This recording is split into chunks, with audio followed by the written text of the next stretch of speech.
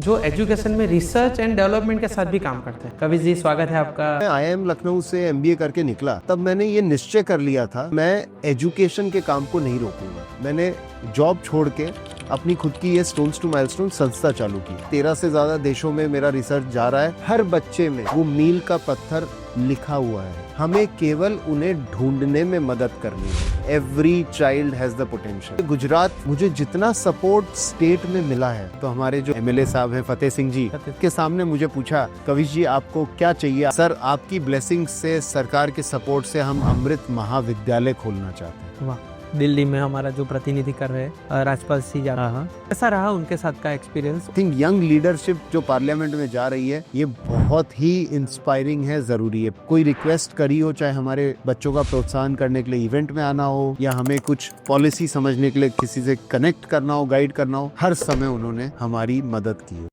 पंचमहल के कुछ ऐसे एजुकेशन इंस्टीट्यूट है, ऐसी एजुकेशन संस्थाएं है जो बच्चों को एजुकेशन देने में अच्छा काम करती है, लेकिन साथ में कुछ ऐसे भी लोगों से मिलना हुआ जो एजुकेशन में रिसर्च एंड डेवलपमेंट के साथ भी काम करते हैं। ऐसे ही रिसर्च एंड डेवलपमेंट पे काम करने वाले स्टोन टू माइलस्टोन नाम की एक संस्था के फाउंडर कविश जी से हमारी एक बार मुलाकात हुई। उनके विचारों से हम काफ़ी सारे प्रभावित भी हुए और कई ऐसी चीज़ों के बारे में उनके साथ डिस्कशन हुआ, तो वही विचार के साथ हमारी मुलाकात हुई कविश जी से। कविश जी, स्वागत है आपका पॉडकास्ट विद पंचमहल के साथ। बहुत बहुत धन्यवाद नीरव भाई। आपका एक ड्रीम जो आपने सोचा था, स्टोन टू माइलस्टोन, यस, तो क्या था उसके बारे में, मतलब वो थॉट प्रोसेस क्या थी? ये देखिए, जब मेरा जन्म स्थान भी कालोल जैसी एक सुंदर सी नगरी का ही है, झुंझुनू नाम है, और काफी बार मुझे ना लोगों को बताना पड़ता है झुंझुनू क्या है। उन्हें लगता है कोई टॉय है, झुंझुना टॉय। तो ऐसा नहीं है। झुंझुनू जो है राजस्थान में एक डिस्ट्रिक्ट है, और ये काफी फेमस है रानी सती टेम्पल के लिए। अच्छा। और उसकी सबसे बड़ी फेमस जो चीज है, जो पूरे दुनिया को हिला रखी है अभी, वो है bits Pilani. Bits Pilani engineering college है। अच्छा। भारत में आज IIT के बराबर का कॉलेज समझा जाता है। उस जिले से मैं हूँ। जब मैं वहां बड़ा हो रहा था, मुझे अंग्रेजी बोलनी भी नहीं आती थी। अच्छा। मुझे ऐसे लगता था कि मैं कुछ कर ही नहीं सकता। झुंझुनू से भी कभी मैं निकल पाऊंगा मैंने सोचा नहीं था। तो एक कुएं में जो मेंढक होता है वैसा था, और मेंढक को नहीं पता होता है कि ये कुआं है, उसके लिए वो उतनी दुनिया होती है। लेकिन 6ठी क्लास तक आते आते मैंने अपने आप को अंग्रेजी खुद सिखाई, और इस हद तक मेरी अंग्रेजी हो गई थी। मेरे स्कूल के हेडमास्टर जो थे, अभी भी मुझे याद है, शेखावत जी, उन्होंने मुझे बोला कि बेटा, तुम्हारी अंग्रेजी तो अपने स्कूल के टीचर से अच्छी है, तुम ही क्यों नहीं अंग्रेजी पढ़ा देते स्कूल में? तो एक 6ठी साल के बच्चे के लिए, 6ठी क्लास के बच्चे के लिए कि उसे टीचर का ओहदा दिया जाए, आई थिंक वहीं से ही भगवान ने कुछ मेरे लिए एक जर्नी स्टार्ट कर दी थी। और उस समय मुझे याद है, मैंने ये निश्चय किया था, हर चिंटू को चिंतामणि बनाना मेरे लिए योग साधना के बराबर है। और मुझे बहुत मजा आता था बच्चों को पढ़ाने में। ऐसे करते करते बड़े हो गए, कॉलेज चले गए, पर वो चिंटू टू चिंतामणि वैसा का वैसा ही रहा। फिर फाइनली जब हमको पहला बड़ा प्रोजेक्ट मिला अमेरिका की एक कंपनी से, तब उन्होंने बोला आपका इनवॉइस भेजिए। अब हम तो भेजने को तैयार थे, चिंटू टू चिंतामणि के नाम से। फिर मेरे कंसल्टेंट ने बोला कि ये नाम थोड़ा बैठेगा नहीं। उस समय हमने इसका नाम चेंज किया, स्टोन्स टू माइलस्टोन्स, जिसका केवल और केवल एक ही उद्देश्य है, हर बच्चे में वो मील का पत्थर लिखा हुआ है। हमें लिखना नहीं है, हमें केवल उन्हें ढूंढने में मदद करनी है। Every child has the potential. We are only a facilitator in identifying and facilitating that identification. So ये स्टोन्स टू माइलस्टोन्स है, और उसका विजन स्टेटमेंट हमने इतने सिंपल शब्दों में कॉइन किया हुआ है, और मुझे लगता है मेरे अगली 10 जनरेशन तक भी इस विजन को पूरा नहीं कर पाएंगे। स्टोन्स टू माइलस्टोन्स का विजन है my place in the world, helping every child find their place in the world. Kavish ji, आपने पहले बात बताया, आपने बहुत छोटी उम्र में शायद पढ़ाई कराई थी पहली बार। आपके कुछ गुरुजनों ने आपको बताया कि आप पढ़ाते क्यों नहीं हो, तो वो कौन सा समय था, मतलब कौन सी एज में आपने पहली बार पढ़ाना स्टार्ट किया या किसी को पढ़ाया था? मैं शायद 10 साल का होऊंगा, क्लास 6 में था मैं, तब की बात है। और मैं जनरली काफी एक्सपेरिमेंटल रहा हूँ। मैं चीजों को अज्यूम करके नहीं चलता कि ऐसी ही होनी चाहिए, मैं उसको उपयोग करके ट्राई करके। तो जब उन्होंने बोला तो आप सोच सकते हैं 10 साल का बच्चा सोचेगा ये क्या बोल रहे हैं। तो मैं मानता हूं वो मेरे हेडमास्टर विजनरी थे जिन्होंने मुझे ये ऑफर दिया, और मेरी नादानी थी जिसने ये एक्सेप्ट किया। करेक्ट। और आज उस वजह से वहां से यहां तक 30-35 साल हो गए हैं। एक चीज जो मैं कभी नहीं छोड़ता वो है खुद को सिखाना और वो औरों को सिखाना। वो गुरुजन का नाम आप बता सकते हो, कोई याद हो तो आपको शायद? अशोक जी शेखावत। अरे वाह। तो ये अभी मैं उनके संपर्क में नहीं हूं, पर पिछले 10 साल 15 साल पहले तक मैं उनके संपर्क में भी था, अपने विद्यालय भी जाता था देखने, सब वैसा ही है। अरे वाह। और मेरे जो दोस्त थे जो मुझे IIM लखनऊ में जब मेरा MBA हुआ, वो मुझे पूछते थे तुम कौन सी स्कूल से हो। मैं बोलता था ऐसे ऐसे करके झुंझुनू से। बोलते नहीं स्कूल का नाम बताओ, क्योंकि वहां IIM लखनऊ में जो बच्चे आए थे, कोई सेंट स्टीफन से है, कोई दिल्ली स्कूल ऑफ इकोनॉमिक्स से है, कोई IIT से है, मुझे बहुत हिचक होती थी। तो मैंने उन्हें बताया एक बार कि मेरे स्कूल का नाम था श्री हनुमान बख्श गोगराज बगड़िया पब्लिक स्कूल। पहला इंग्लिश मीडियम स्कूल था हमारे डिस्ट्रिक्ट में। अच्छा। और मुझे सौभाग्य मिला वहां जाने का, अंग्रेजी सीखने से ज्यादा अंग्रेजी सिखाने का। तो अमृत विद्यालय में आपका प्रवेश किस तरह हुआ? आपने अमृत विद्यालय को किस तरह चुना? इसमें थोड़ी सी मेरे को आपको बैकग्राउंड देनी होगी। जब मैं IIM लखनऊ से MBA करके निकला, तब मैंने ये निश्चय कर लिया था कि मैं एजुकेशन के काम को नहीं रोकूंगा, क्योंकि तब मेरी जॉब लगी थी KPMG करके, काफी बड़ी संस्था है, 100 से ऊपर देशों में काम करती है। तो उस संस्था में मेरी जॉब लगी थी, तो मैं उसमें जॉब करने जा रहा था, पर मैंने एजुकेशन का काम सैटरडे संडे को चालू रखा। ये करते करते मेरा एजुकेशन का काम इतना रिकॉग्नाइज हो गया कि 2008 में मैंने जॉब छोड़ के अपनी खुद की ये स्टोन्स टू माइलस्टोन संस्था चालू की। तो नीरव भाई, मेरा ये मानना था कि भारत में उस समय, मुझे एग्जैक्ट याद नहीं है, आज की तारीख में भारत में 15 लाख स्कूलें हैं। 15 लाख। और अगर आप चाइना देखेंगे, चाइना में इससे 1/5 स्कूल होंगी। बच्चे सेम है, भारत में जितने बच्चे हैं उतने ही चाइना में। अभी तो सेम इक्वल हो गए राइट, बच्चे सेम है, बट हमारे पास उनसे 5 गुना ज्यादा स्कूलें हैं। तो मुझे लगा हमें और स्कूलों की जरूरत नहीं है, हमें स्कूलों को उनको सुधारने में, उनको आगे करने में काम है। तो मेरा काम ये था। उस जर्नी में मेरे गुजरात में बहुत सारे मित्र बने। शायद गुजरात जो है एक वैसी धरती है जहाँ काफी एजुकेटर्स, और मैं MSc यूनिवर्सिटी का नाम पहले भी बहुत सुना हुआ था। ये करते करते मुझे गुजरात आ गया, मैं 2009-10 की बात है, और अमृत विद्यालय से मेरा संपर्क हुआ। तब से मैं अमृत विद्यालय के साथ as a volunteer contributor educator काम कर रहा था। करेक्ट। मुझे नहीं पता था ऊपर क्या कहानी स्क्रिप्ट हो रही है। और उसके 5-6 साल बाद 2016 में अमृत विद्यालय, उस समय पंचमहल स्टील करके यहाँ की बहुत ही बड़ी कंपनी है, आप तो सब जानते ही होंगे, उन्होंने मुझे, हमारा गौरव है एक्चुअली उन्होंने जो काम किया है अमृत विद्यालय, ये एक बहुत पाइनियरिंग वर्क है। 1995 में ये संस्था उन्होंने चालू की, और जिस विजन के साथ चालू की, एक कमेंडेबल चीज थी। उसी वजह से सोचिए, बंबई में मैं जॉब कर रहा था, मैं यहाँ चला के आता था 2009-10 से काम के लिए, तो कुछ तो होगा यहाँ। तो जब उन्होंने चीज आपको अट्रैक्ट कर रही होगी। हाँ, वो दिल से अंदर से आ रहा था। 2016 में उन्होंने बोला कि हम चाहते हैं अब ये संस्था आप आगे लेके जाए। मुझे हिचक हुई कि मैं ना तो गुजरात से हूँ, ना मुझे गुजराती आती। अभी देखिए ना, आपको मेरे साथ वार्तालाप करने में थोड़ी हिचक तो हो ही रही है, अगर गुजराती में होता तो और मजा आता। लेकिन तो ये मैंने उनको बोला कि मैं पेरेंट्स से बात करूंगा, वो मेरी बात नहीं समझेंगे। बोले नहीं, आप ही करिए। पीछे रहे, 2-4 बार बात हुई, फाइनली हमने हाँ बोल दिया।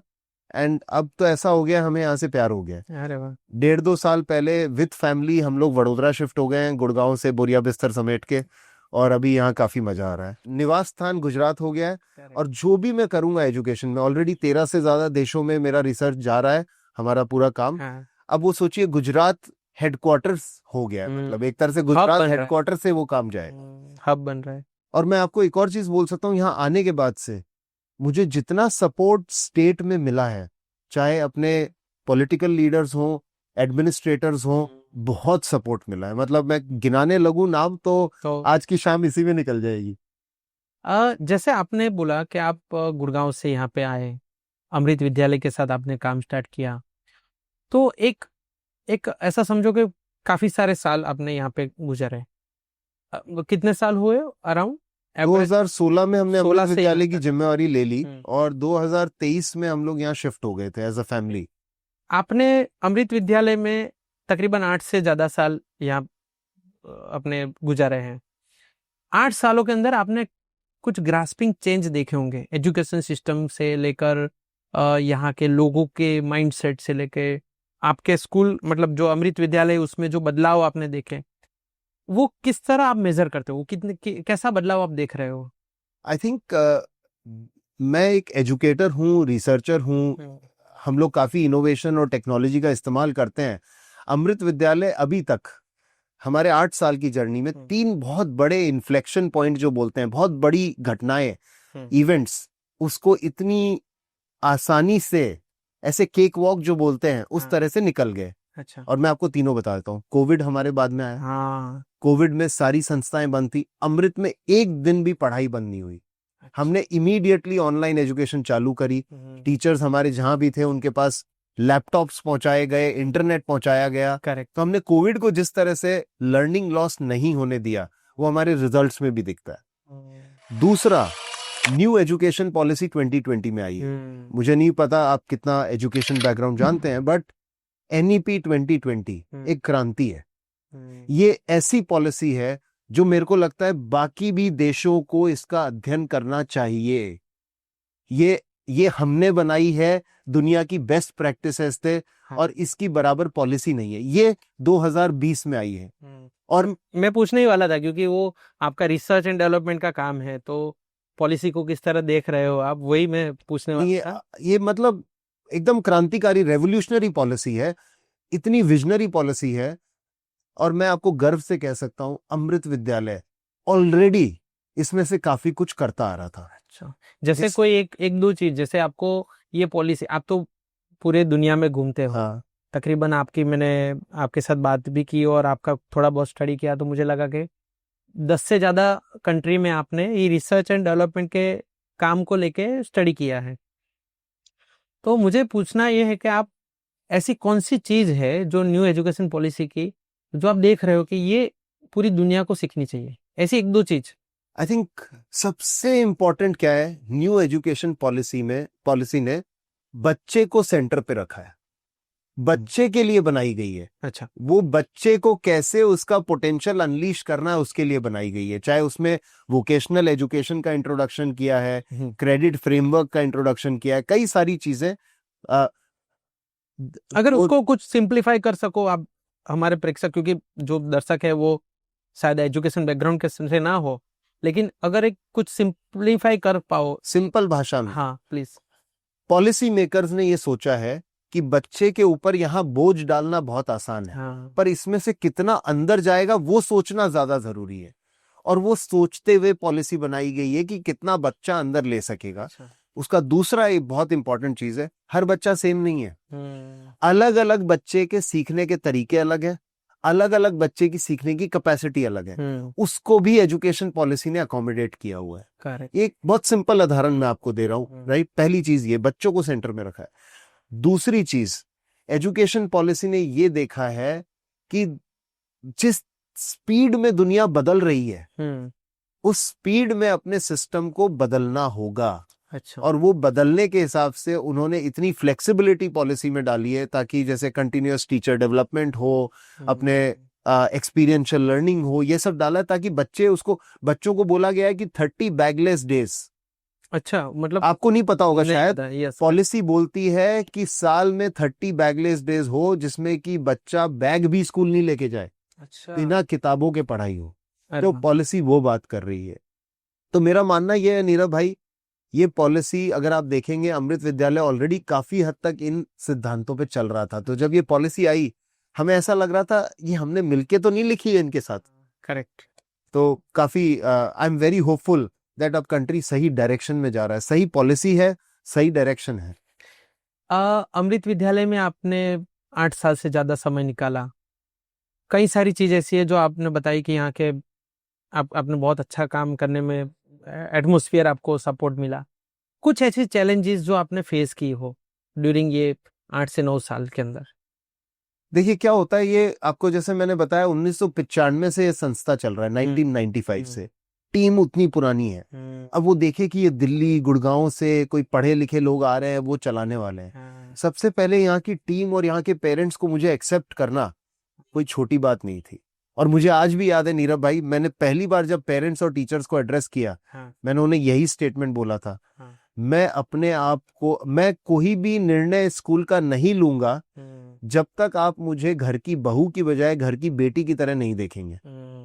आप मुझे बहू समझ के देखेंगे तो मैं कोई नया डिसीजन नहीं लूंगा। जब तक मुझे बेटी वाली फीलिंग नहीं आएगी तब तक नहीं, मैं इस संस्था के लिए कोई डिसीजन नहीं लूंगा। और 3-4 साल हमने कोई कुछ भी बदलाव नहीं किया। उस दौरान कोविड आ गया। कोविड के बाद से हमारी ये फिलॉसफी थी, हम लोग हरदम बोलते हैं, अंग्रेजी में ऐसे बोला जाता है, it takes a village to raise a child. मेरा मानना यह है, it takes a school to uplift a community. और हमने वो जिम्मा लिया कि अब हम जो भी अमृत विद्यालय में करेंगे वो अमृत में पढ़ने वाले बच्चों के लिए नहीं कर रहे हैं, हम इस पंचमहल के लिए कर रहे हैं। Correct. तो हम कैसे इनकी इनोवेशन और जो नए नए हमारी तकनीक है उसको यहाँ के अलावा जो बाहर के स्कूल के बच्चे हैं पूरी डिस्ट्रिक्ट के, उन तक लेके जाते हैं।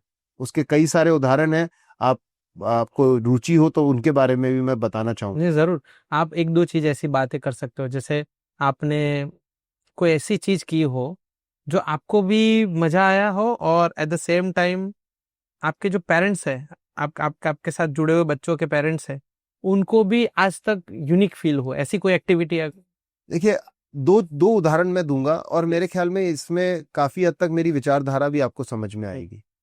और ये दोनों चीज मैंने पहली बार अमृत में की है। आज 20 साल से स्टोन्स टू माइलस्टोन्स रिसर्च कर रहा है, पर हमने आज तक ये कहीं नहीं किया, यहाँ किया है। सबसे पहला, हम लोग फिटनेस की बात करते रहते हैं कि हमें अपनी पहला सुख निरोगी काया। करेक्ट। पर मुझे पता नहीं यहाँ जितने भी लोग हैं रोज एक्सरसाइज कितने लोग करते हैं, वो हैबिट नहीं रहता, हैबिट नहीं है। हमने बोला इसे चेंज करना है। हमने क्या किया, सिंपल, हमने अमृत परिवार खेल उत्सव लॉन्च किया। अरे वाह। जैसे स्कूलों में क्या होता है, हर स्कूल में नॉर्मली 4 हाउस रहते हैं, उन 4 हाउसेस के बीच में खेल की प्रतिस्पर्धा हर साल होती है।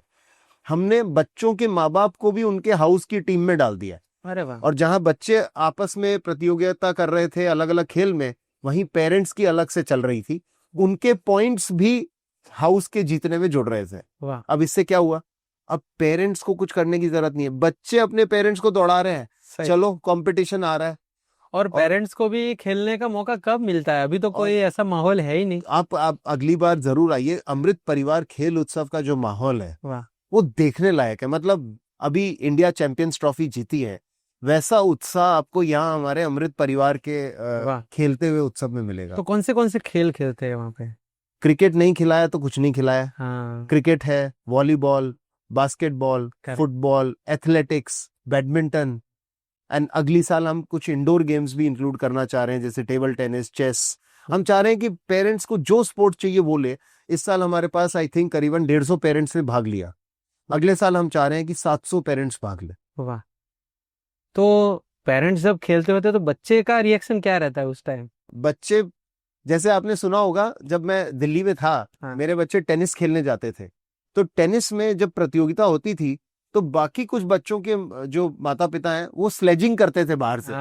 स्लेजिंग, राइट, कि अरे क्या कर रहा है ये, राइट। ऐसे हमारे बच्चे अपने माँ बाप के लिए करती। अरे वाह। आप सोचिए कैसा मोटिवेट करते हैं, मोटिवेट करते हैं और मजाक भी करते हैं। कई बार अगर उनसे कुछ कैच छूटा, कोई वो दौड़ते दौड़ते गिर गए, वो अच्छे से मजे लेते हैं अपने माँ, उनको भी मौका मिला। तो ये तो बेस्ट मेमोरी है उनके लाइफ के लिए, बेस्ट मेमोरी। हम बोल रहे हैं ये इनिशिएटिव हमारा हर स्कूल को एक्सप्लोर करना चाहिए, क्योंकि क्या है, देखिए, एजुकेशन का काम क्लासरूम में नहीं है, एजुकेशन का काम कम्युनिटी में है। आप यहाँ से क्या कम्युनिटी में ट्रांसफॉर्मेशन कर सकते हैं वो इंपॉर्टेंट है। करेक्ट। और जो दूसरा मैं आपको उदाहरण देना चाह रहा था, अगर आप बॉम्बे दिल्ली जाएंगे, मैं आपको आंकड़े बता रहा हूं, इसका कोई रिपोर्ट मेरे पास नहीं, आप बॉम्बे दिल्ली जाएंगे, 10 में से 5 या 6 बच्चे काउंसलर या कोई थेरेपी में जाते हैं छोटी क्लासेस में। अच्छा। कि भाई उनको कुछ स्पेशल नीड्स है या कुछ चक्कर है। हमने बोला ये हो नहीं सकता, ऐसा कुछ गड़बड़ है। करेक्ट। तो हमने क्या किया, हमने बोला पेरेंट ऑन कैंपस लाया जाए। पेरेंट ऑन कैंपस लाने का मतलब क्या है, हमारे स्कूल में हर क्लास का जो क्लास टीचर है वो क्लास टीचर बच्चे को कुछ नहीं पढ़ाता, अच्छा। वो माता पिता का रोल अदा करता है। हम्म, वो अपने उन 30 बच्चों के लिए माँ बाप का रोल प्ले करता है कि मेरे बच्चे को सब समझ में आ रहा है नहीं आ रहा है, बच्चा खुश है ना, उसको सारी अपॉर्चुनिटीज मिल रही है कि नहीं मिल रही है। लिटरली हमारे पेरेंट्स को पीटीएम में आने की जरूरत नहीं है, हमारे क्लास टीचर उनके बिहाफ पे पेरेंट्स ऑन कैंपस है। वाह, क्योंकि अगर ऐसा पेरेंट अपने एजुकेशन सिस्टम में बच्चे के साथ रहेगा तो क्या मेंटल इमोशनल चैलेंज आने वाला है, कुछ नहीं आने वाला है। करेक्ट। और ये हमको रिजल्ट क्लियरली दिख रहे हैं। अब इसमें हम एक रिसर्च पेपर जरूर लिखेंगे। रिसर्च पेपर की लैब क्या थी? अमृत विद्यालय। अमृत विद्यालय। अच्छा, मैं जब आपके कैंपस में आया, एक तो यहाँ का जो ग्रीनरी है वो एक अलग अट्रैक्शन क्रिएट करता है। एट द सेम टाइम मैंने देखा कि छोटे छोटे कहीं ना कहीं क्रिएटिव चीजें लगी हुई हैं। तो ये इसके पीछे थॉट प्रोसेस क्या था? जैसे पेंटिंग्स, हर जगह पे पेंटिंग्स है, बच्चों ने ही शायद किया होगा, मुझे ऐसा लग रहा है, और बहुत अच्छा मतलब क्रिएटिव कुछ चीजें हैं। तो उसके पीछे का आपका थॉट प्रोसेस क्या था? देखिए, ये दो चीजें आपने पूछी हैं। पहले मेरे को ये हरियाली की बात करता हूँ। जब मैं पहली बार आया था 2009-10 में, वडोदरा में लैंड होता था, हाँ, बाय रोड आता था, मतलब ऐसी हरियाली, जबकि फैक्ट्रीज भी थी, हाँ, ऐसा ग्रीन बेल्ट, हमको बहुत मजा आया। तो जब हमने आर्किटेक्ट को बोला एक कैंपस बनाने के लिए, हमने बोला ऐसा लगना चाहिए कि हरियाली के बीच में कुछ कमरे हैं, हाँ, ऐसा कैंपस हमको। तो आप देखेंगे यहाँ कैंपस डिजाइन वैसा ही है। और रिसेंटली मैंने सुना भी, मोदी जी ने अपने एक सेशन में एड्रेस किया यहाँ की जनता को कि भाई ये ग्रीन कॉरिडोर है। और मुझे तब समझ में आया कि एक्चुअल में ये ग्रीन कॉरिडोर बाय डिजाइन है ये, और हम उस ग्रीन कॉरिडोर में इतना अच्छा मजा ले रहे हैं। ये भगवान की वो कृपा है कि हम यहाँ पहुंच गए। Correct, correct. अब रही बात क्रिएटिविटी की, ये जो आपको दीवारों पे दिख रहा है, this is just tip of the iceberg. हमारे यहाँ सब कुछ में बच्चे इन्वॉल्व हैं। अभी हमारा कंस्ट्रक्शन चल रहा है, एक्स्ट्रा क्लासेस बन रहे हैं, और हम बच्चों को ले जाके दिखाते थे कि कैसे फाउंडेशन डल रहा है, अच्छा, कैसे बीम खड़ी हो रही है, Correct. कैसे स्लैब डल रही है। एक्सपीरियंशियल लर्निंग ये होती है। करेक्ट। जब भी कुछ फेस्टिवल होता है, बच्चे सब कुछ बनाते हैं। तो कैंपस में आप जब जिस दिन बच्चे हों, आप आके देखिए, अरे वाह, आपको ऐसा लगेगा कि ये स्कूल नहीं है, ये एक्चुअली लेबोरेटरी है जहां बच्चे ही बैठ के कुछ कर रहे हैं। वाह, तो ये तो एक झरोका है आपको एक एक्सपीरियंस के लिए। आप कुछ कुछ दीवारों पे जाएंगे, आपको ऐसी इंटरेस्टिंग प्रतियोगिताएं मिलेंगी, कॉम्पिटिशन्स मिलेंगे, टंग ट्विस्टर्स मिलेंगे, आप खुद भटक जाएंगे कि अच्छा यहीं बैठ जाता हूँ। तो I think we need to give children recognition. उनको रिकग्निशन नहीं मिलती। हम लोग टीचर्स को ये बोलते हैं Appreciation कि का अगर मिलता है। आप बच्चे को डांटना चाहते हैं, वो उसके लिए जरूरी है, पर आपने उसे 10 बार अप्रिशिएट किया है, तब आपके पास एक बार डांटने का मौका है। हमारे पेरेंट टीचर मीटिंग में हर साल कम से कम 5 से 10 मीटिंग्स लेता हूँ। मैं पेरेंट्स को 3 ही बात सिखाता हूँ। पहला, आप अपनी सेफ्टी का ध्यान रख रहे हैं कि नहीं रख रहे हैं। हेलमेट लगाना, सीट बेल्ट लगाना, आपके बच्चे आपका नाम रोशन करने वाले हैं। Stay fit. हाँ, दूसरा, जैसे आप घर में जूते चप्पल बाहर उतारते हैं, जब घर में घुसते हैं फोन का डेटा ऑफ कर दीजिए। बच्चों को लगना चाहिए फोन बजता है तो माँ बाप उठाते हैं, माँ बाप फोन के अंदर नहीं है। घुसते हैं। डेटा ऑफ चप्पलों के साथ बाहर ही कर दिया करिए। और तीसरा, बहुत ही इंपॉर्टेंट, बच्चों को जब आप सही स्कूल में भेज रहे हैं, आप बच्चों के साथ उस फ्रेंडशिप बनाइए। उसका होमवर्क कंप्लीट हुआ, एग्जाम में क्या हो रहा है, उसकी चिंता छोड़ दीजिए। पहले सही स्कूल चूज करिए, सही है। स्कूल पे विश्वास रखिए, फिर दोस्ती बनाइए बच्चे के साथ। हम यही 3 चीज पेरेंट्स को रिपीटेडली बोलते हैं। Self, health, fitness, safety.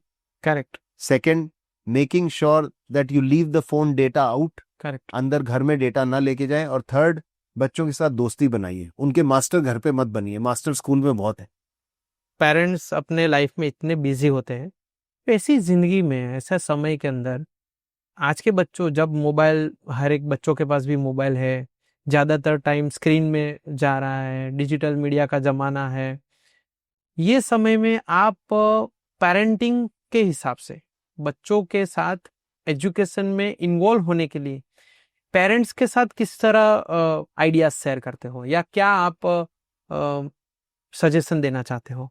देखिए, अगर सभी पेरेंट्स, सभी एडल्ट्स अपने काम में बिजी हो, तब मुझे समझ में आता है कि हाँ, पेरेंट्स के पास समय नहीं है। पर आज की तारीख में जनरली मेरा मानना है कि पेरेंट्स काम में बिजी नहीं है, काफी सारा एंटरटेनमेंट और सोशल मीडिया में भी बिजी है। राइट? इससे हमने एक चीज सीखी, अगर हम सही कंटेंट पेरेंट्स के लिए क्रिएट करें, सही एक्सपीरियंस पेरेंट्स के लिए क्रिएट करें, तो वो क्यों नहीं आएंगे फिर हमारे कैंपस पे? करेक्ट। इनफैक्ट नीरव भाई, हमारे यहाँ प्रॉब्लम दूसरी है। हमारे पहले हर महीने पीटीएम्स हुआ करती थी। अच्छा। हमने उसे 2 महीने में एक बार किया। पेरेंट्स शिकायत करने लग गए, सर हर महीने बुलाइए। हाँ। तो हमारे यहाँ वैसा चक्कर है। तो मेरा मानना यह है, एक स्कूल की जिम्मेवारी है कि वो पेरेंट्स के लिए सही कंटेंट, सही एक्सपीरियंस क्यूरेट करेंगे। पेरेंट्स से ज्यादा अपने बच्चे में इन्वेस्टेड कोई नहीं है। हाँ। अगर पेरेंट्स को आप बोलेंगे आपको आना है, और वो आके देखता है कि उनको कुछ वैल्यूएबल मिला स्कूल में आके, सही है। पेरेंट्स नहीं आएगा तो कौन आएगा? और मैं खुद, मैं आपने देखा मैं कितने देश ट्रैवल कर रहा हूं। मैं ऑन एन एवरेज महीने की 15 से 20 फ्लाइट मिनिमम लेता हूं। वाह। मैं अपने बच्चे के पीटीएम को मिस नहीं करता। अगर if I live the way I want my parents to be, parents करेंगे, टीचर्स करेंगे। करेक्ट। अच्छा, एट द सेम टाइम मुझे एक और क्वेश्चन आ रहा है कि आप, जैसे हम लोगों ने बताया कि पेरेंट्स को आप क्या आपके एक्सपीरियंस शेयर करना चाहते हैं, एट द सेम टाइम जो एजुकेटर है आज के समय में, जो ये इंडस्ट्री के साथ, ये एक इंडस्ट्री हो चुकी है अभी, मतलब जहाँ से बच्चों को तैयार किया जाता है, वैसी इंडस्ट्री है। तो ये एजुकेशन फील्ड के साथ जुड़े हुए एजुकेटर को कोई आप ऐसा, आपके रिसर्च, आज का जो आपका रिसर्च है, और एट द सेम टाइम आपने पूरी दुनिया में कई सारे कंट्रीज में घूमे हैं, तो यहाँ के एजुकेटर्स को आप कोई सजेशन देना चाहते हो कि हाँ, ये चीज़ हमारे इंडिया के लिए या हमारे एजुकेशन पॉलिसी के बाद ये जरूरी है, ऐसा कुछ? देखिए, इसमें 3 लेवल पे लोग हैं एजुकेशन में। पहला, जिनके लिए मिशन है। मेरे को उनके लिए कोई भी सुझाव नहीं है। जो मिशन समझ के इसमें आए हैं, वो सही रास्ता अपने लिए चूज कर लेंगे। वो मेरी तरह के लोग हैं। आई थिंक देश सही हाथों में है। करेक्ट। दूसरा, कुछ लोग जो व्यवसाय के रूप में इसको ले रहे हैं, मैं उन्हें भी गलत नहीं मानता। आज वो कोई ना कोई व्यवसाय करते, चलिए वो एजुकेशन का व्यवसाय करके कुछ बच्चों को पढ़ा रहे हैं। उनको मेरा खाली एक ही रिक्वेस्ट है, अगर आप जो स्कूल में पढ़ा रहे हैं, आपके बच्चे, आपके खुद के बच्चे उस स्कूल में पढ़ रहे हैं कि नहीं पढ़ रहे हैं, ये आप जरूर देखिए। आपके परिवार और दोस्तों के बच्चे उस स्कूल में पढ़ रहे हैं कि नहीं पढ़ रहे हैं, तब हमको कोई दिक्कत नहीं है, आप व्यवसाय करिए। करेक्ट। तीसरे जो लोग हैं, जो रोजगार के लिए या उनको और कोई अपॉर्चुनिटी नहीं बनी तो उन्होंने ये चालू किया, मजबूरी में जिन्होंने ये चालू किया, मुझे लगता है उनके लिए मेरा एक ही सुझाव है, अगर आपने मजबूरी में चालू किया, बिना एजुकेशन बैकग्राउंड से आए, आप इसमें सीखने के लिए घुसिए। अगर आप सीखने के लिए घुसेंगे, आप सिखा भी पाएंगे। करेक्ट। तो ये 3 अलग अलग लेवल है जिसपे मेरी विचारधारा है। मैं मानता हूं अगर कोई भी एजुकेशन में काम कर रहा है, वो देश का काम कर रहा है। अरे वाह, ये बहुत जरूरी। आप जैसे रिसर्च एंड डेवलपमेंट पे काम कर रहे हो, तो आप एजुकेशन पे आपका जो रिसर्च है उसको लोगों तक पहुंचाने के लिए कौन सी एक्टिविटी करते हो? देखिए, हमने जैसे शुरू में बताया, हम नहीं चाहते थे कि हम और स्कूल खोलें। हमारी इच्छा थी एग्जिस्टिंग स्कूल्स जो हैं अभी देश में 15 लाख स्कूल, उनको कैसे सुधारा जाए। करेक्ट। तो हमारी रिसर्च में हमने सबसे पहले बड़ी बड़ी चैलेंजेस को आइडेंटिफाई किया कि कहाँ छोटा सा काम करने से बड़ा इम्पैक्ट आ सकता है। तो उसका एक उदाहरण लूंगा मैं, अंग्रेजी है जैसे। अब अंग्रेजी एक भाषा है एंड अपने को सीखनी चाहिए अगर अपने काम में आए। करेक्ट। और अपना न्यू एजुकेशन पॉलिसी भी भाषा के बारे में बहुत क्लियर है, उसमें पूरी फ्लेक्सिबिलिटी, उसको प्रायोरिटी पे रखा है। नहीं, ऐसा नहीं है। न्यू एजुकेशन पॉलिसी में 3 भाषा का सिस्टम दिया है अभी। अच्छा। 3 लैंग्वेज। सबसे पहला लैंग्वेज आपका मदर टंग या लोकल लैंग्वेज। अच्छा, उसको प्रायोरिटी उसको दी गई है, जिसके साथ मैं पूरी तरह सहमत हूं। तो मैं आपको यही बताना चाह रहा था, जब हमने रिसर्च किया ना, हमने ये पाया कि हर माँ बाप बच्चे को अंग्रेजी सिखाना चाहता है और वो उसे अंग्रेजी मीडियम स्कूल में डाल रहा है। करेक्ट। ठीक है, कोई दिक्कत नहीं है, पर स्कूल में हो क्या रहा है ये समझना जरूरी है। तो मैं जब शुरू में मैंने रिसर्च चालू किया, मैं जिस भी स्कूल में जाता था, करीब मैंने 3-4 हजार स्कूल विजिट की होंगी। अच्छा। और काम किया गुजरात में या पूरे across the country and even other places out of India also. जब मैं स्कूल में जाता था, प्री प्राइमरी जो केजी और नर्सरी के बच्चे हैं, उस क्लास में जाके मैं बोलता था, मैडम बच्चों की नोटबुक दिखाइए जरा मुझे। अच्छा। और मैं नोटबुक में देखता था, इतनी सुंदर हैंडराइटिंग में बच्चों ने नोटबुक में लिखा हुआ है। मुझे समझ में आ जाता था ये क्लास गलत डायरेक्शन में जा रही है। अच्छा, क्यों? इसका रीजन?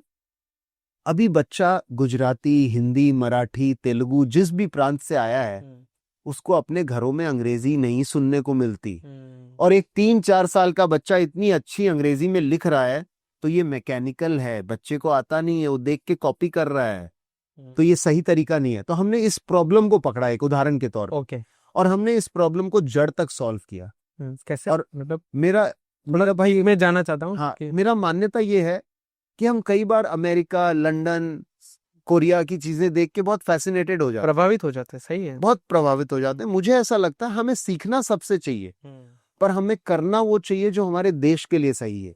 तो हमारी जो रिसर्च की पद्धति रही है वो यही है कि जैसे अब हम Angrezi as a second language, English as a second language के बारे में सॉल्व कर रहे हैं, तो हमने दुनिया भर में स्टडी की कि क्या हो रहा है, पर हमने अपने देश में जाके देखा कि बच्चा कहाँ अटक रहा है, क्लास में क्या हो रहा है।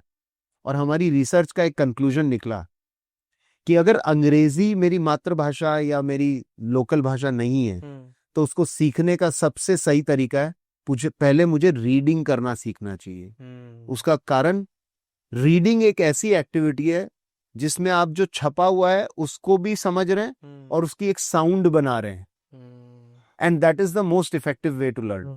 और आज हम प्रोनाउंसिएशन से लेकर सब कुछ मतलब कुछ आपका समझ उसमें सकते हैं। सही। टेक्निकली सॉल्व हो जाता है। तो उसकी पूरी हमने मेथोडोलॉजी बनाई, प्रोग्राम बनाया, 3000 से ज्यादा स्कूलों में उसको पहले रिसर्च करके देखा। अच्छा। उसके बाद में हमने उसका एक सोल्यूशन स्कूलों में देना चालू किया, और आज भारत में 15 से 20 लाख बच्चे हर साल हमारी दी हुई पद्धति से अंग्रेजी को सीख रहे हैं as a second language, additional language.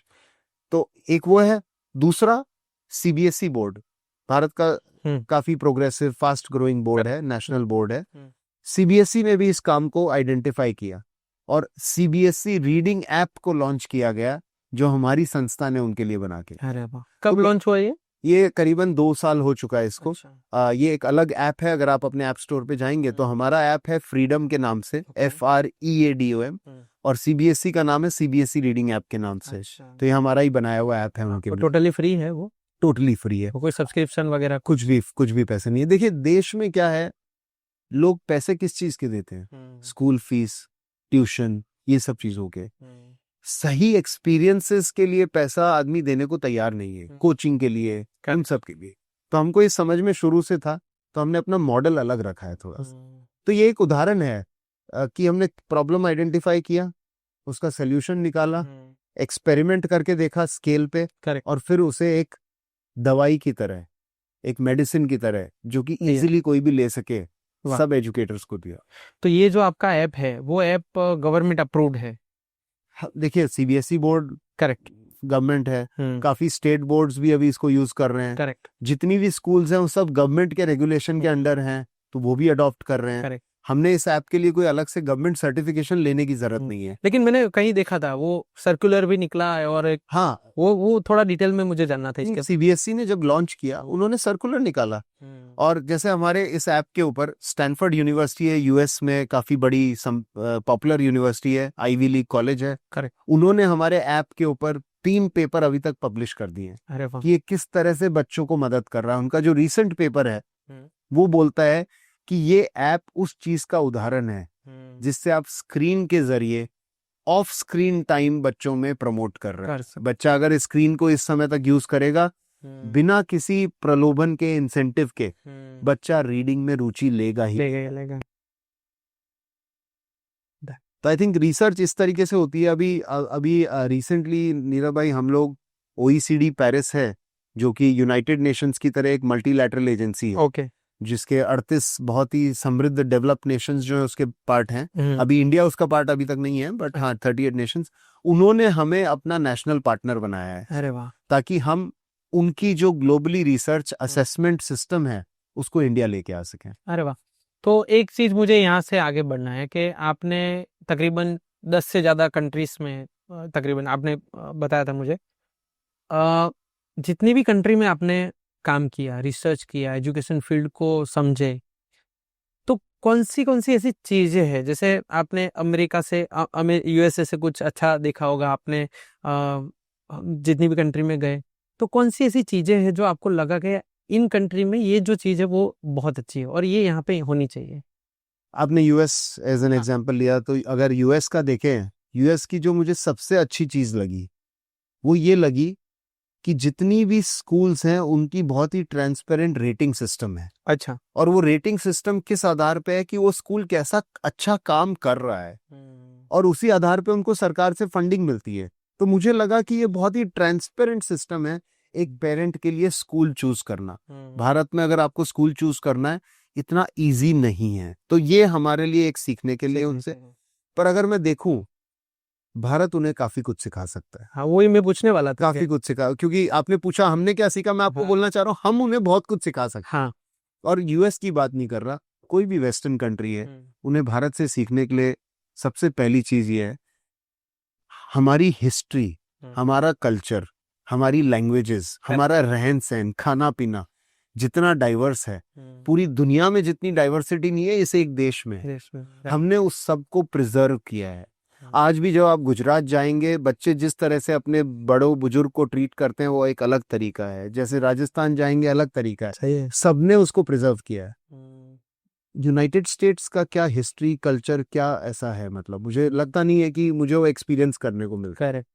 दूसरा, अगर आप देखेंगे हमारे यहाँ पर जिस देश भाव से हर बच्चा करता है, मुझे लगता है कि हम इतने प्रांत होके भी हम एक हैं, यूनाइटेड है। करेक्ट। आई थिंक ये अपने संविधान का, अपनी जिस तरह से सिस्टम है भारत का, इसको बहुत योगदान जाता है। अब यूएस में आप जाएंगे सब अलग अलग स्टेट है, मुझे उतनी वो फीलिंग नहीं है। नेशनलिटी वाला वो होगा कुछ पॉकेट्स में होगा। अब जैसे अमेरिकन सिटीजन बनना सबके लिए एक बहुत प्राउड मोमेंट है, वो बड़ा मोमेंट है, और अमेरिका आज की तारीख में सबसे नेशन भी है। सही है। तो वो एक अलग चीज है। बट वो जो दिल से जो देश भावना है, आई थिंक वो एक फीलिंग एक अलग इस देश में है, कंट्री के लिए, कंट्री के लिए, राइट। और थर्ड, अगर आप देखेंगे यूएस में मोस्ट एडवांस टेक्नोलॉजी होगी, बट आप ये यहाँ से और मलाव रोड पे आगे चलेंगे, जो टेक्नोलॉजी यहाँ के गांव वाले इन्वेंट करते हैं वो कर भी नहीं सकते। हमारा देश जुगाड़ इनोवेशन से जितनी बड़ी बड़ी समस्याओं को सॉल्व किया है, मेरे ख्याल में मंगलयान आज देश के लिए केस स्टडी बन गया। उन्होंने अपने से 10 गुना ज्यादा पैसे खर्च किए और इतना सक्सेसफुल लॉन्च वो भी नहीं कर पाए।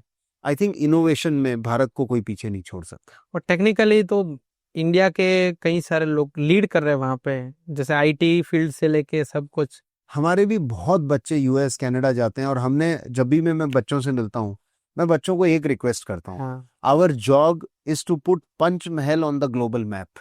अपने को पंचमहल को ग्लोबल मैप पे लेके जाना है। तुम ग्लोबल मैप पे क्या करने जा रहे हो, इसे लेके जाना है। और उसके 2-3 तरीके हैं। सबसे पहला, अगर हम यहाँ की कम्युनिटी को अपलिफ्ट करें कि बच्चों को कहीं जाने की जरूरत नहीं है, उनको सारी अपॉर्चुनिटीज यही है, वो खुद अपॉर्चुनिटी क्रिएट कर सकते हैं, क्या दिक्कत है। दूसरा, गुड़गांव में पोल्यूशन लेवल 300-400 अभी भी था। मैं 1 महीने पहले भी गया। अच्छा। बाहर रनिंग करने जाने के पहले चेक करता था आज क्या AQI चल रहा है। मैं बोलता हूँ गुड़गांव बॉम्बे के लोग यहाँ आके रहना चाहेंगे। वो यहाँ के लोगों को तो AQI वाला कभी सिस्टम आया ही नहीं है, लोगों को देखा नहीं है। और जबकि यहाँ पे इतनी सारी कंपनी है, जबकि यहाँ पे इतने सारी इंडस्ट्री है, वो आज तक किसी को फील नहीं हुआ कि यार यहाँ निकलने से पहले हम ये देखना पड़ेगा। भाई बैलेंस है ना। आप देखिए ये पूरे ग्रीन कॉरिडोर जो अपन बोल रहे हैं, इसमें अगर 2, 4, 10 इंडस्ट्री आ भी गई तो यहाँ के एडमिनिस्ट्रेशन ने वो बैलेंस बनाया हुआ है।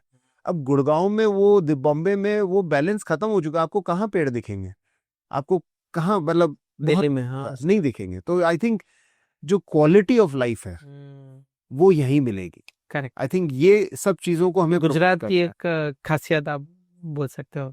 बहुत, ये गुजरात की सबसे बड़ी खासियत ये तो है ही। सबसे बड़ी खासियत, लोगों को लाइफ जीना आता है।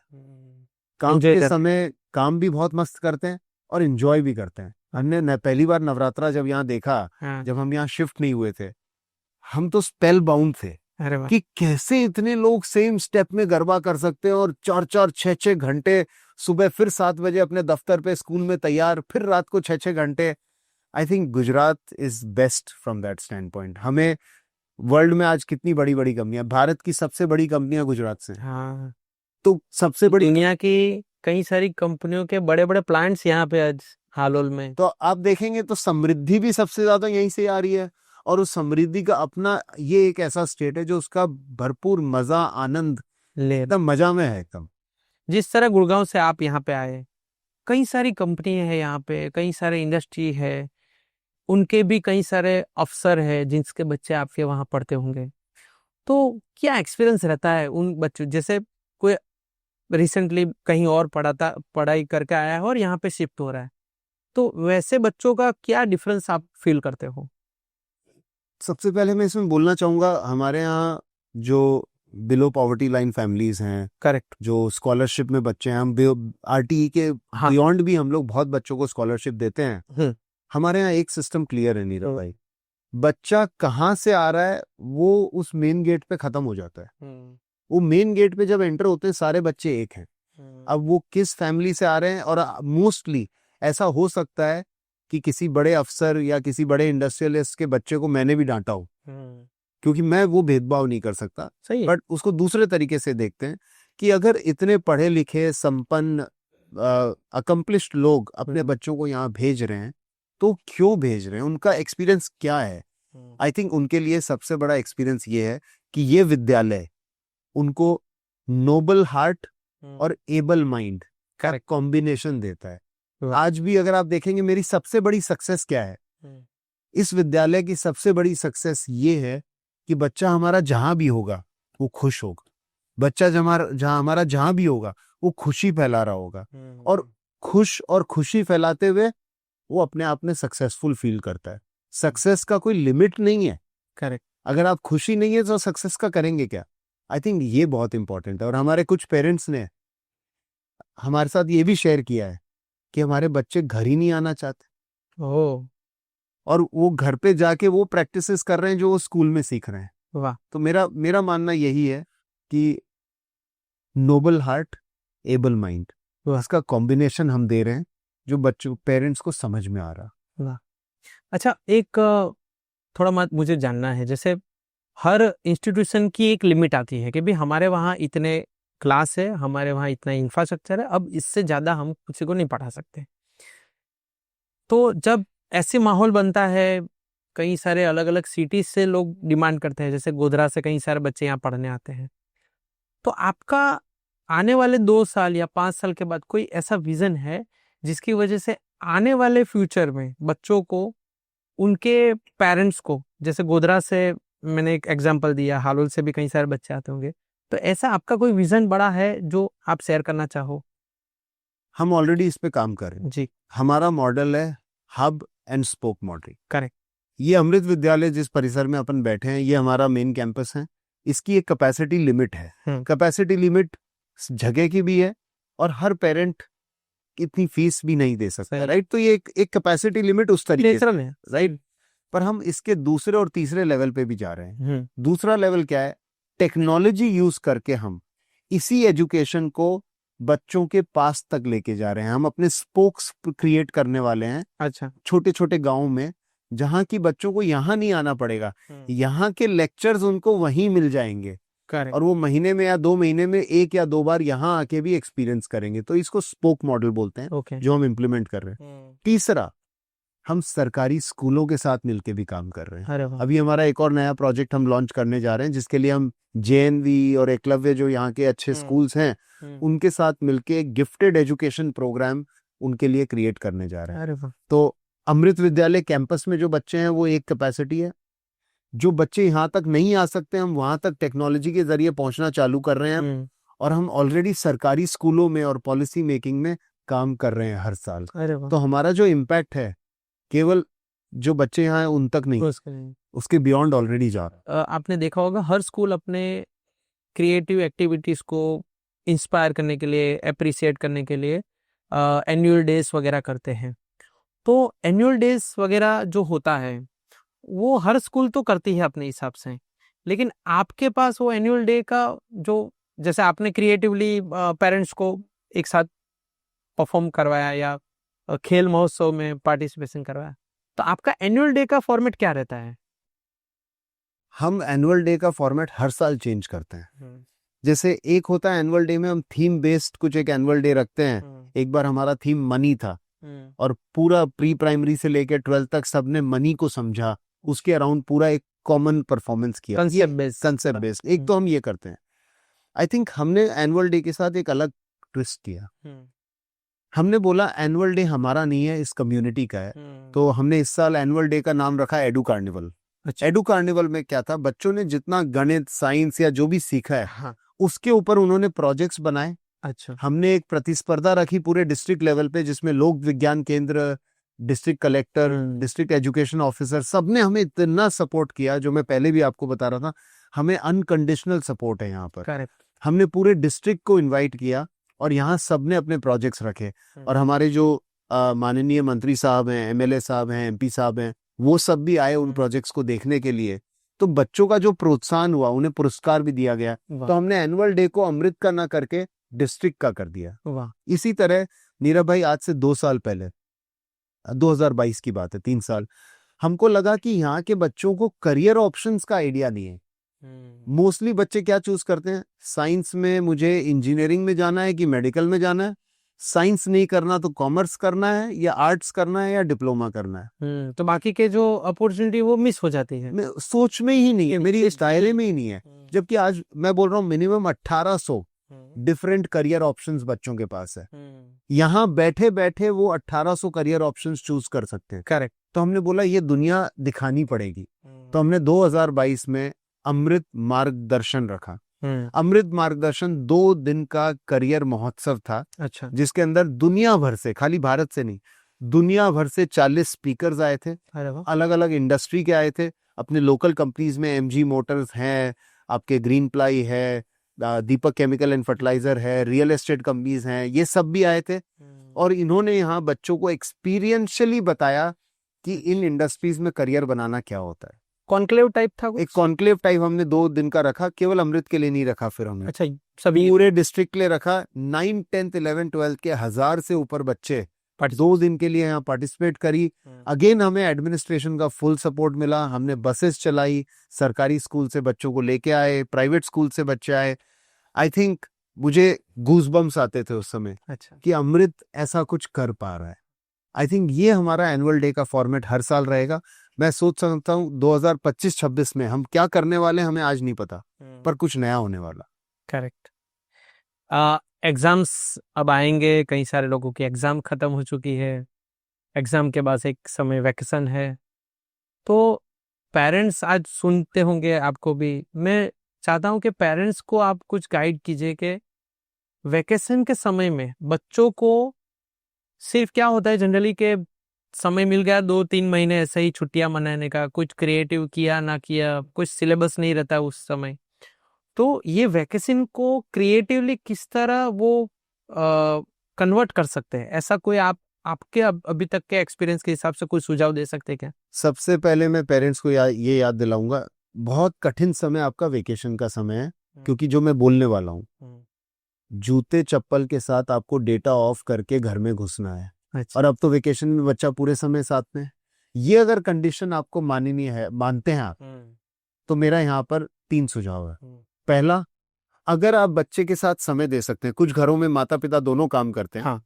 पर अगर आप बच्चे के साथ समय दे सकते हैं, वेकेशन में आप बच्चे के साथ मिलके कुछ नया सीखिए, डांस सीखिए, आर्ट सीखिए, कुछ क्रिएटिविटी सीखिए, बच्चों के साथ क्लास लीजिए, आप भी उस क्लास में ज्वाइन करिए, बच्चे भी ज्वाइन करें। Correct. I think that will be great.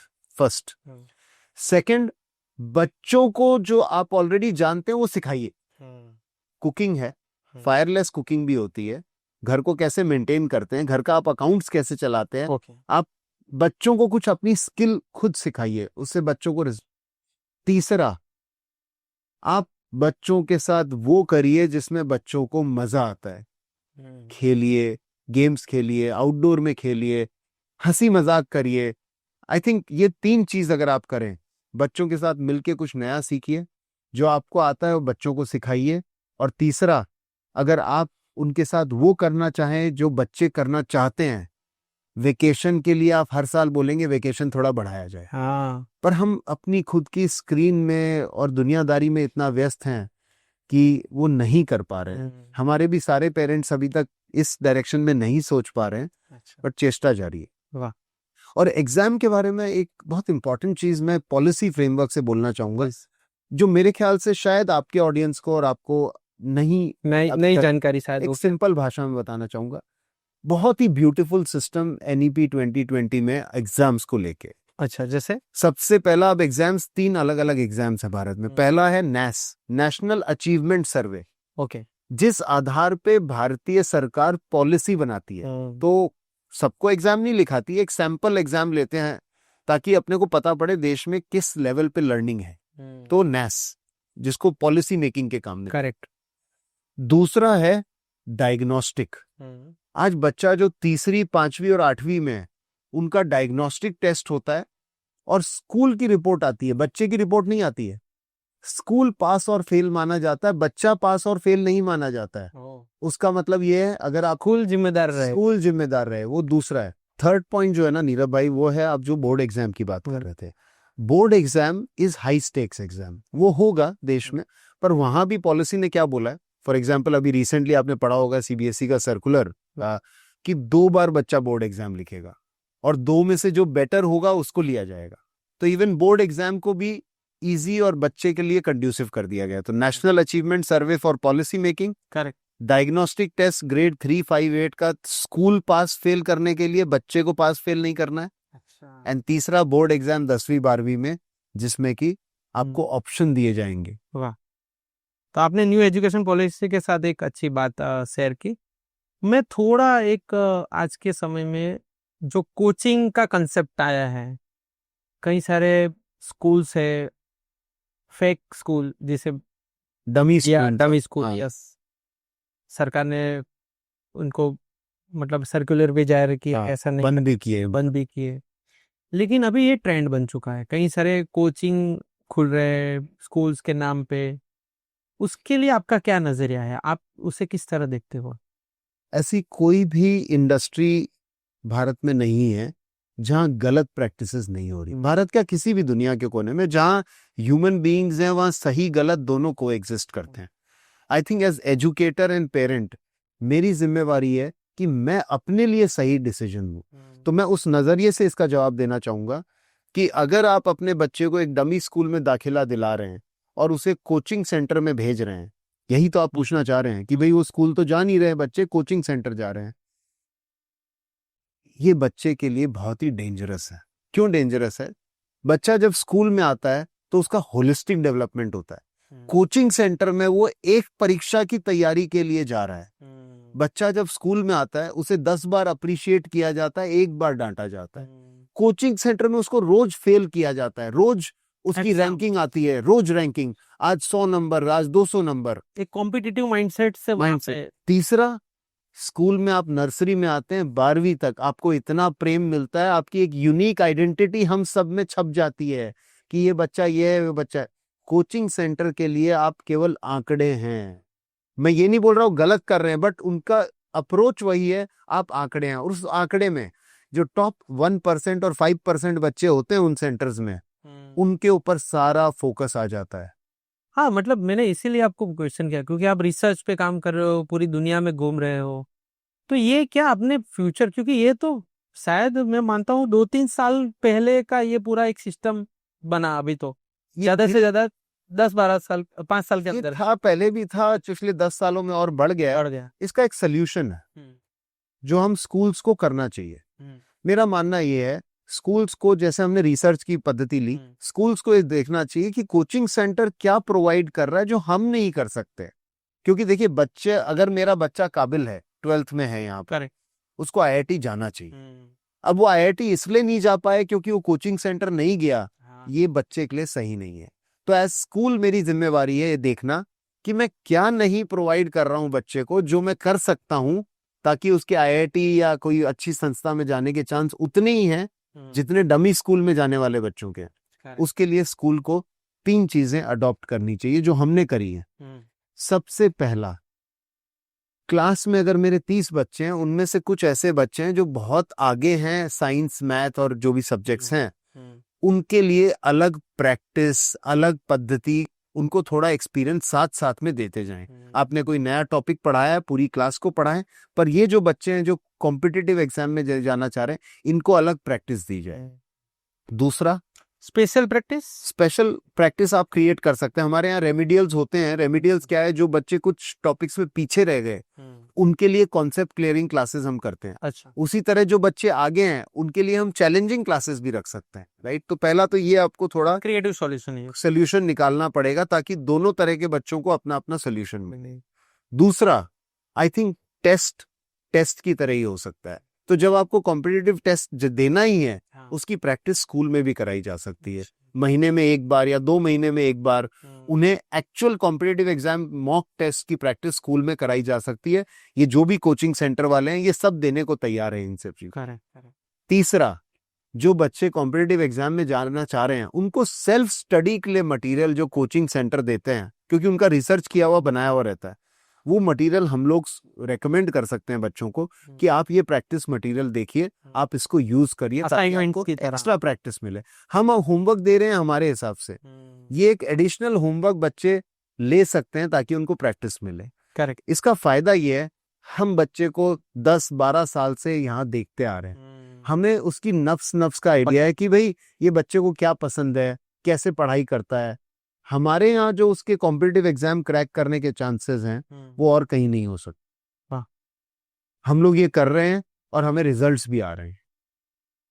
अच्छा, कोई ऐसा इंसिडेंस जो आपको याद हो, जो आपने देखा हो, कोई बच्चा हो जो अभी भी आपको ऐसा याद हो कि हाँ, ये बच्चा ऐसा था जिसने ये आउट ऑफ द बॉक्स कुछ किया, ऐसे कुछ इंसिडेंट्स, सक्सेस स्टोरीज अगर आप शेयर करना चाहो? आई थिंक हमारे बच्चे generally, I think they approach out of the box. मेरे कुछ एलुमनाई जो अभी ऑलरेडी स्कूल से जा चुके हैं, एक थिएटर का पूरा प्रोग्राम कर रहे हैं। अरे वाह। वो थिएटर का प्रोग्राम पहले बच्चों के लिए करते थे, अब वो थिएटर का प्रोग्राम कॉर्पोरेट्स के लिए भी कर रहे हैं। वाह। और वो थिएटर के जरिए अच्छी प्रैक्टिसेस, अच्छी चीजों को ला रहे हैं। एक हमारे एलुमनाई हैं जो टेक्नोलॉजी एग्रीकल्चर में अपने इस पंचमहल एरिया में वो टेक्नोलॉजी एग्रीकल्चर में लेके आ रहे हैं एज एन एंटरप्रेन्योर। एक हमारे एलुमनाई हैं जो कि ब्लाइंड बच्चों को कैसे पढ़ाई करवाई जाए, उनके लिए उन्होंने सोल्यूशन लॉन्च किया है, उनको काफी अवार्ड्स भी मिले हैं। तो ये मेरे को टॉप ऑफ द माइंड जो उदाहरण आ रहे हैं, ये तो उनके हैं। दूसरा, जो बच्चे हमारे स्कूल में हैं, वो केवल पढ़ाई नहीं करते हैं। अच्छा। जितनी भी देश भर में और कुछ इंटरनेशनल कॉम्पिटिशन्स भी होती हैं और एक्सपीरियंसेस आते हैं, हमारे बच्चे उसमें भी जाते हैं और वो नेशनल लेवल तक जाके आते हैं। कथा उत्सव करके एक हुआ था, उसमें हमारे बच्चे नेशनली जाके जीत के आए हैं। टेक्नोलॉजी के ऊपर एक इवेंट हुआ जिसमें हमारे बच्चे टॉप 30 बच्चों में थे, जिन्होंने पुणे जाके पूरे प्रोग्राम को कंप्लीट किया। तो ये हमारे यहाँ हर साल हमारे एग्जिस्टिंग बच्चे भी करते रहते हैं। वाह। एक छोटा सा हमने एक रैपिड फायर रखा है। Sure. आपको जो आपको ठीक लगे उस हिसाब से अपना जवाब देना है। 3 क्वेश्चन रहेंगे उसमें। तो स्टार्ट करते हैं। आपकी स्कूल की सबसे यादगार मेमोरी जब आप पढ़ते थे तब? मैं जब भी अंग्रेजी बोलता था, बहुत घटिया बोलता था। अच्छा। वाटर। हाँ। और सब बच्चे हंसते थे और मैं रोता था। आज भी जहन में घुसा हुआ है, पर गर्व इस बात का है कि अब हम अंग्रेजी सिखा रहे हैं। हाँ। तो मतलब आपका जो वीक पॉइंट था उसको आपने स्ट्रेंथ में कन्वर्ट करके मैंने खुद के लिए सॉल्व किया और भगवान ने मौका दिया तो दूसरों के लिए सॉल्व कर पा रहा हूँ। करेक्ट। सबसे फेवरेट टीचर्स आपके स्कूल चाइल्डहुड के टाइम? शेखावत जी की मैं बात कर चुका हूँ, वो विजनरी हैं और फेवरेट नहीं बोलूंगा, उन्होंने मेरी लाइफ को एक शेप दिया है, तो वो हरदम से मेरे लिए पूजनीय रहेंगे। फेवरेट टीचर मेरी वो टीचर रही है जिन्होंने मुझे मारा था। मैंने आज तक स्कूल में कभी एक बार अगर रूल तोड़ा होगा, उस समय मैं पकड़ा गया और मुझे छड़ी से मारा गया था। आज की तारीख में मारना डांटना भूल ही जाइए, पर मैं मानता हूं वो मेरी फेवरेट टीचर है। उसी दिन मैं सीधा हो गया था। अरे वाह। 10 साल के बाद अमृत विद्यालय कहाँ पे देखते हो आप? हर साल 1000 बच्चे अमृत विद्यालय से ग्रेजुएट करेंगे with noble heart and able mind. 1000 बच्चे, जिसका मतलब यह है कि हमारे 50 संस्थाएं होंगी और भारत को 1000 लीडर दिए जाएंगे जो साइंटिस्ट बनेंगे, पॉलिटिशियंस बनेंगे, ब्यूरोक्रेट्स बनेंगे, एंटरप्रेन्योर्स बनेंगे, सोशल रिफॉर्मिस्ट बनेंगे। हर फील्ड में अमृत का बच्चा आपको हर साल दिया जाएगा। लाइन लगेगी कि हमें अमृत के बच्चे चाहिए। ये तो अच्छा आपने जवाब दिया। साथ में एक क्वेश्चन मुझे आ रहा था कि क्या कभी आपने ऐसा सोचा है कि अमृत विद्यालय से लेकर या आपका जो भी आपने रिसर्च एंड डेवलपमेंट पे जो आपकी कंपनी काम कर रही है, कभी आपने सोचा है कि एक यूनिवर्सिटी मॉडल पे हम शिफ्ट हो, या ऐसा कुछ ड्रीम है आपका कोई? अगर आप मतलब मुझे बहुत गूज़बम्स आ रहे हैं अभी आप ये पूछ रहे हैं। जब हमने अमृत मार्गदर्शन रखा, हाँ। तो हमारे जो लोकल माननीय एमएलए साहब हैं फतेह सिंह जी, वो चीफ गेस्ट के तौर पे आए थे। उन्होंने मंच पे सबके सामने मुझे पूछा कि कवि जी आपको क्या चाहिए आप मांग सकते हैं। वाह। हमने उस दिन बोला था सर आपकी ब्लेसिंग से, सरकार के सपोर्ट से हम अमृत महाविद्यालय खोलना चाहते हैं। वाह। तो वो होना है और निश्चित होना है। बेस्ट। आपने फतेह सिंह जी का एक नाम लिया, आपने उनके साथ काफी काम किया है, गवर्नमेंट की पॉलिसीज से लेके आप उनके हमेशा संपर्क में रहते होंगे, कई इवेंट्स में चीफ गेस्ट भी रहे होंगे।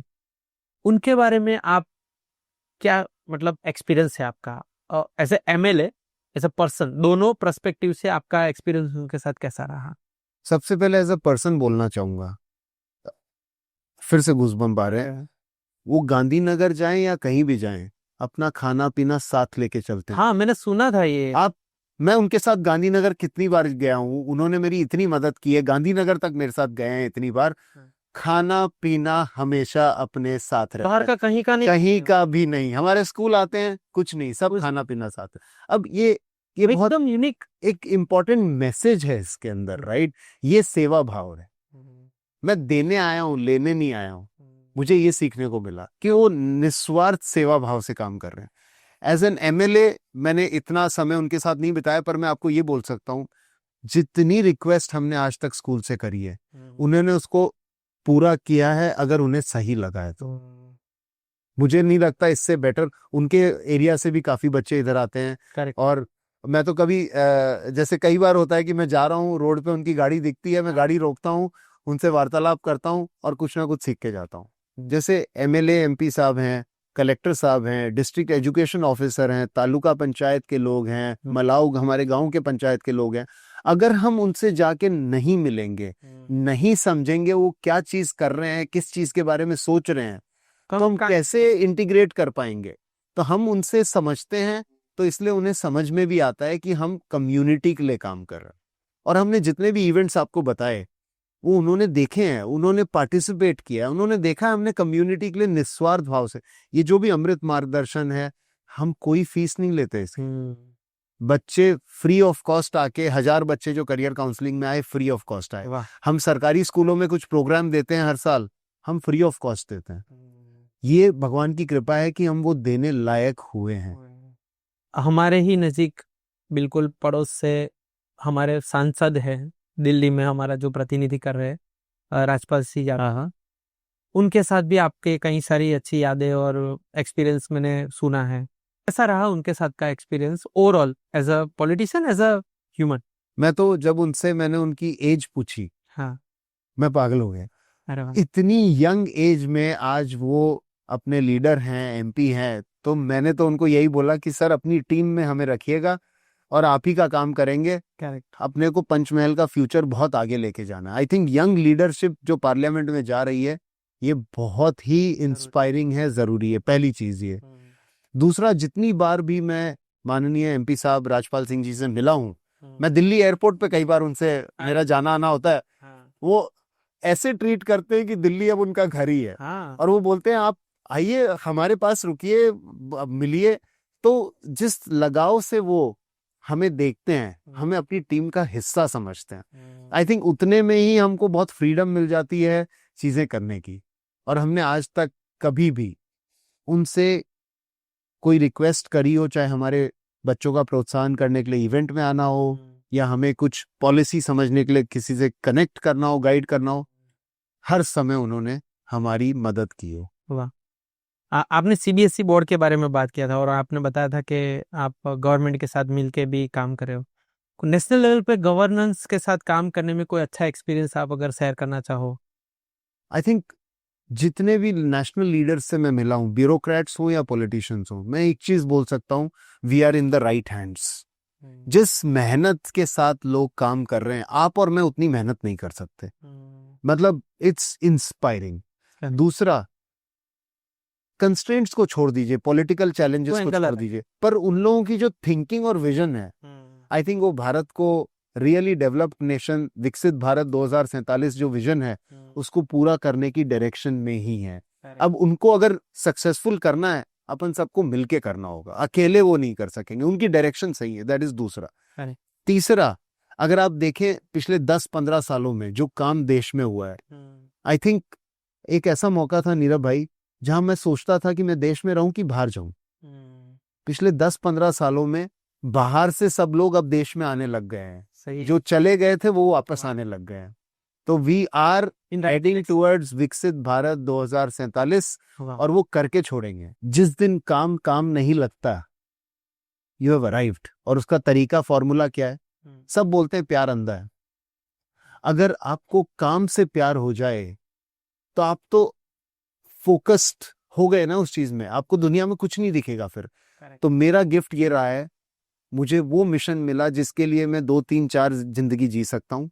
और मैं चाहता हूँ हर आदमी उस प्यार को खोजने में लगे जिसमें वो 2, 3, 4 जिंदगी अपनी लगा सके। वो मिल जाए तो फिर और कुछ नहीं चाहिए। So if you can make your work your life, that is my message for everyone. और वो करने के लिए आपको वही करना चाहिए जिससे आपको प्यार है, जिससे आपकी एनर्जी ग्रो होती हो। जहां एनर्जी ग्रो नहीं होती, अपना समय व्यर्थ नहीं करें। अभी जो भी समय हो रहा है, 8 बज रहे हैं, आई एम श्योर आप भी सुबह 5 बजे से स्टार्ट किए होंगे, 6 बजे से स्टार्ट किए होंगे, मैं भी काफी अर्ली मॉर्निंग। अभी भी अपन 10 घंटे काम कर सकते हैं, सुबह 8 बजे तक भी काम कर सकते हैं, क्योंकि we love our work. So to all future leaders, my only request is fall in love with what you do. अगर आपको नहीं प्रेम है जो आप काम कर रहे हैं, वो काम करने लायक नहीं है, चाहे उसमें कितनी सक्सेस हो, कितना ही पैसा हो। अच्छा, मैं एक चीज पूछना चाहता था। ये स्कूल आपका एक परिवार है, आपके स्टाफ है, आपके जितने भी लोग पढ़ते हैं यहाँ पे, तो जो स्टाफ के साथ आपका जो एक तरह से बोलते हैं एक बॉन्डिंग होता है, वो कैसा रहता है यहाँ पे? आई थिंक अगर आप स्टाफ को स्टाफ की तरह देखेंगे तो बॉन्डिंग नहीं बन पाएगा। एक क्रिकेट टीम में क्या होता है, एक कैप्टन होता है, विकेट कीपर है, बॉलर है, फील्डर है, ये एक टीम है। अगर आप इसको टीम की तरह देखेंगे तो जो जोश आपको क्रिकेट के मैदान में दिखेगा वो आपको अमृत विद्यालय के अंदर दिखेगा। तो पहला तो वो है कि आप इसे टीम की नजर से देख रहे हैं कि स्टाफ की नजर से देख रहे हैं। दूसरा, आपको एम्पैथी लानी होगी, आपको उनके शूज में अपने आप को रखना होगा कि यहाँ काम करने के लिए क्या बेस्ट वे है। तो हमारे यहाँ 3 गाइडिंग प्रिंसिपल है। जॉय इन स्पिरिट, अंदर से खुशी आनी चाहिए। एक्सीलेंस इन एक्शन, जो करेंगे वो ऐसा करेंगे कि दुनिया देखे, वरना नहीं करेंगे। टुगेदर इन सक्सेस, हम किसी इंडिविजुअल को सेलिब्रेट नहीं करेंगे, हम संस्था को सेलिब्रेट करेंगे, टीम को सेलिब्रेट करेंगे। ये 3 गाइडिंग प्रिंसिपल्स हर टीम मेंबर्स की जहन में है।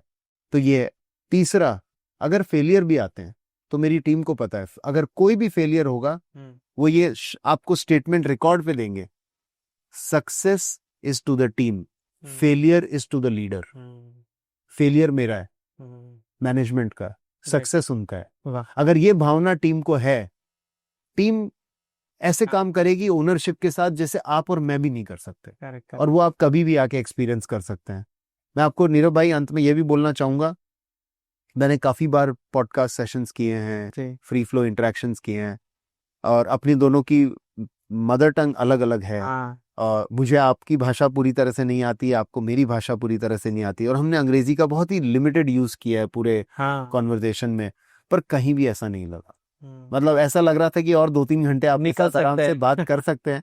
तो मेरा यही निमंत्रण है कि आप चाहे पॉडकास्ट के लिए आए, कुछ भी आए, आप अमृत विद्यालय में आते रहें। नहीं, जरूर। और बच्चों से मिलिए आप। पक्का। मैं जब पहली बार आया था ना, तो मैं माइंडसेट से आया था कि चलो एक बार देखते हैं क्या हो सकता है, लेकिन अंदर आने के बाद, आपके साथ बात करने के बाद बहुत कुछ हो सकता है, ये मैं श्योर हो चुका।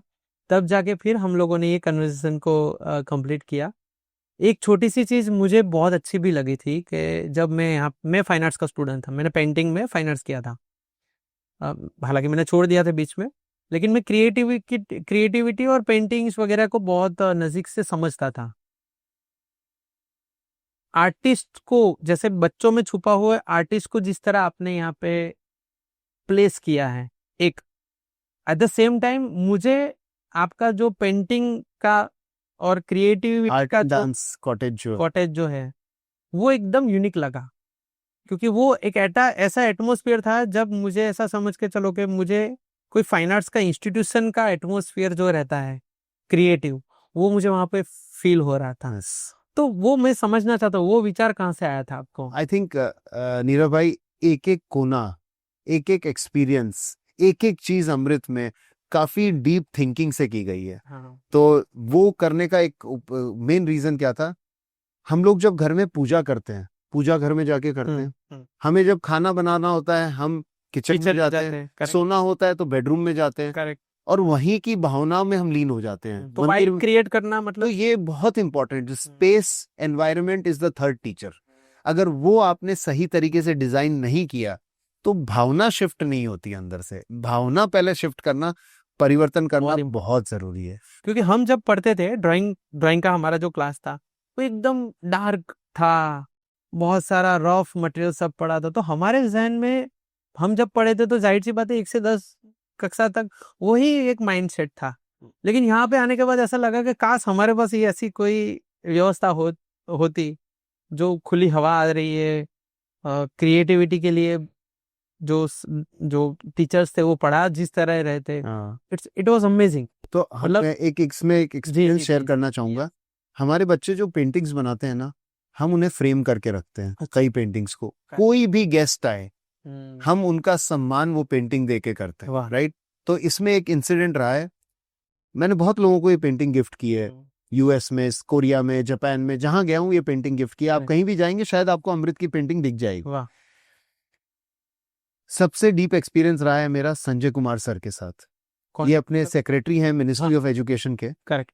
मैंने पहली बार जब उनको ये पेंटिंग दी, उन्होंने 2 मिनट लगा के पहले उसे देखा, फिर बेल बजाई, अपने स्टाफ को बुलाया कि उस सामने की दीवार में जो पेंटिंग लगी है उसकी जगह ये लगाओ। अरे वाह। और मैंने सर को बोला, सर ये फोटो मैं अपने बच्चे को भेजना चाहूंगा कि पेंटिंग मैंने बहुत लोगों को दी है पर उसको सराहना, उसको प्लेस करना, I think that is the hands of our leadership. जो मैं आपको बोल रहा था अपनी लीडरशिप कौन है, तो संजय जी अपने सेक्रेटरी हैं ministry of education, bureaucrat, very senior bureaucrat. I think we are in the perfect direction. मतलब पेंटिंग से मुझे वो किस्सा याद आ गया तो मैंने शेयर किया।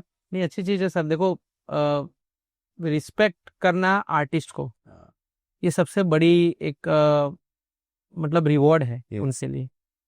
हमारे प्रधानमंत्री जी है, मैंने 2 किस्से बहुत नज़दीक से देखे थे। एक यहाँ पे अभी एक सूरत में एक दिव्यांग लड़के ने एक पेंटिंग बनाया था और मोदी जी ने उनको ऑटोग्राफ भी किया, पीछे ग्रीन रूम में या बैक साइड मिले थे भी।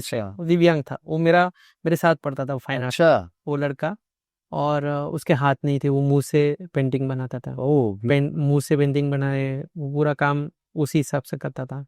और एक लड़की थी जिसका पेंटिंग, फाइन आर्ट्स की स्टूडेंट थी शायद, बड़ौदा में व्हील चेयर पे आई थी, चालू रोड शो में एक पेंटिंग दिया था। तो हमारा जो लीडरशिप है वो भी आर्टिस्ट को बहुत सपोर्ट करता है। और ये एटमॉस्फेयर यहाँ पे जो आपने बनाया है, ये मैं पर्सनली फील कर चुका हूँ। और मैं जितने भी लोग सुनते हैं, मैं रिक्वेस्ट करूंगा कि आपके आसपास जितने भी क्रिएटिव लोग हैं उसको सपोर्ट कीजिए। यस।